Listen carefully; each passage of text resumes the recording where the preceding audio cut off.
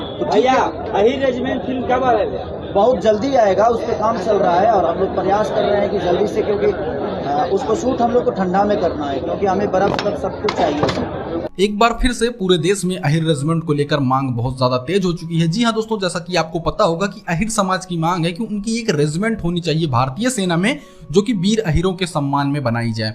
और इसी पर खेसारी भैया ने भी सोचा कि आखिर वो क्या कर सकते हैं हमारी अहिर रेजिमेंट के लिए। तो उन्होंने दोस्तों एक बहुत बड़ा फैसला लिया है। उन्होंने ये डिसाइड किया है कि वो अहिर रेजिमेंट के ऊपर एक बहुत बड़ी मूवी बनाएंगे, जिसमें वो बताएंगे कि आखिर क्यों अहिर समाज को अहिर रेजिमेंट चाहिए, आखिर कैसे वीर अहिरों ने बलिदान दिया भारत देश के लिए, और आखिर क्यों उनके सम्मान में हमको एक रेजिमेंट देनी चाहिए।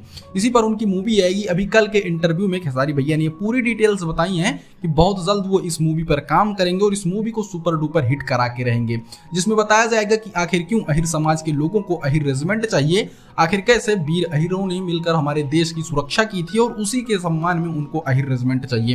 वैसे दोस्तों, आपको क्या लगता है, क्या हमारी भारतीय सेना में अहिर रेजिमेंट बनानी जानी चाहिए या नहीं? कमेंट जरूर कीजिएगा।